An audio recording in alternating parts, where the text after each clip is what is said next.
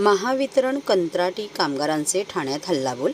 महाराष्ट्र राज्य वीज मंडळ कंत्राटी कामगार संघटनेच्या वतीने सर्व कंत्राटी कामगारांचे संपूर्ण महाराष्ट्रात आंदोलन सुरू आहे। आज ठाण्यातील वागळे महावितरण कार्यालयाबाहेर कंत्राटी कामगारांनी विविध मागण्यांसाठी आंदोलन केले आहे। यावेळी सरकारच्या विरोधात घोषणाबाजी करण्यात आली। महाराष्ट्रातील महावितरण, महापारेषण आणि महानिर्मिती कंपनीतील सर्व कंत्राटी कामगार सुरक्षा रक्षक, मीटर रीडर हे मंजूर नियमित रिक्त पदाच्या जागेवर मागील 15 ते 25 वर्षापासून कार्यरत आहेत। या सर्व कंत्राटी कामगारांना वेतनात 30% वेतनवाढ देण्यात यावी, कायम करण्यात यावे आणि त्यांना वयाच्या 60 वर्षापर्यंत जॉब सिक्युरिटी मिळावी, तसेच कंत्राटी कामगारांना कायम करावे अशा विविध मागण्यांसाठी आंदोलनं करण्यात आली। या संदर्भात नलेश्वर बनसोड यांच्याशी संवाद साधला आहे, तो जाणून घेऊया।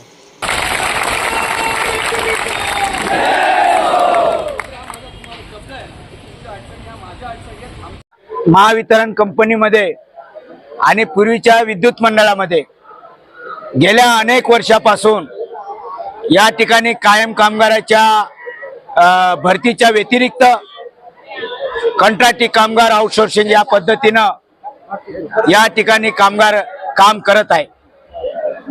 या कामगाराचे गेल्या अनेक वर्षापासून म्हणजे पिळवणूक होत आहे। कायम कामगाराच्या बरोबर त्याच्याही पेक्षा जास्त काम ही मंडळी करत आहे।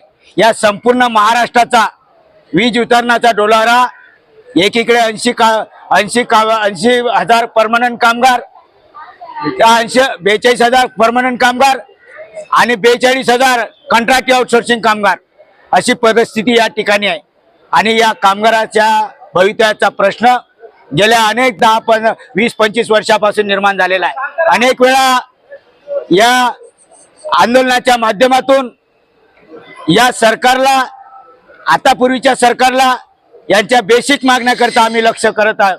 त्यामध्ये जे काही सर्वोच्च न्यायालयानं त्यांना की कामाची हमी दिलेली होती, समान काम समान वेतन, त्याची किमान अंमलबजावणी तरी करायला पाहिजे, ती सुद्धा होत नाही आहे। त्यांचा जो नियमाप्रमाणे जो प्रॉव्हिडंट फंड असतो तो सुद्धा त्याच्यावरती नियंत्रण नाही आहे। जर त्याच्यावरती काही कुठल्या पद्धतीची ऍक्शन होत नाही आहे। जर कायम कामगाराला जो काही पगार मिळतो दर 5 वर्षाला, तेव्हा सुद्धा या कामगाराला पगार व्हायला पाहिजे, त्याची सुद्धा शाश्वती नाही आहे।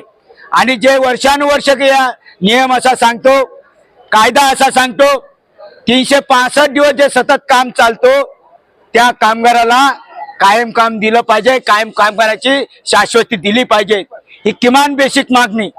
आणि जे काही आता येऊ घातलेले पगारवाढ आहे कायम कामगाराची दर 5 वर्षामध्ये, आमच्या सर्व संघटनांनी ठरवलेलं आहे आम्हाला पगारवाढ 1 वर्षी कमी भेटली तरी चालेल, परंतु आमच्या बरोबरीनं जो काही कामगार काम करतोय कंत्राटी कामगार आउटसोर्सिंग, याला तुम्ही कुठेतरी एक पगारवाढ व्यवस्थित आमच्या बरोबरीनं द्यायला पाहिजे। तसं धोरण ठरलं पाहिजे, जसं कामगाराचं धोरण ठरते, कायम कामगाराचं धोरण ठरते। 5 वर्षांनी त्याची ठरल्याप्रमाणे त्याला हे भेटते, एरियस भेटते, त्याची पगारवाढ भेटते, जे काही होईल त्याला मिळाली पाहिजे आणि त्यांना नोकरीची शाश्वती मिळाली पाहिजे। आणि जे कामगार शिकलेले आहे, जे ITI झालेले आहे, कोणी ग्रॅज्युएट झालेले आहे, कोणी इंजिनियर झालेले आहे, अशा कामगारांना त्या नोकर भरतीमध्ये टप्प्याटप्प्याने एक ठराविक बेसिक असा कोटा देऊन त्यांना सामावून घेतलं पाहिजे।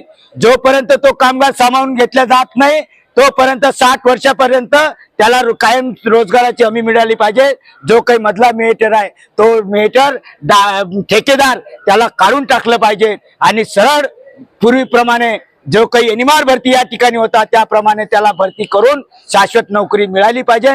एवढ्या बेसिक मागणी करता गेल्या 2 जानेवारीपासून टप्प्याटप्प्याने कंत्राटी कामगार आउटसोर्सिंग कामगार आज लढत आहे। आज महाराष्ट्रामध्ये चंद्रपूरमध्ये जनरेशनमध्ये 8,000च्या वर कामगार बसलेला आहे, कोराडीमध्ये 6,000च्या वर कामगार बसलेला आहे, खापरखेड्यामध्ये 4,000च्या वर कामगार बसलेला आहे, उरणमध्ये सुद्धा कामगार लढत आहे। आज जनरेशन ठप्प होण्याच्या मार्गावर आहे। आज हा महाराष्ट्र अंधारात जाण्याची शक्यता आहे। या सरकारला इशारा आहे, जर याच्यावरती तोडगा निघाला नाही तर आम्हाला कायम कामगार म्हणून या 30 संघटना याच्यामध्ये सामील होणार आहे।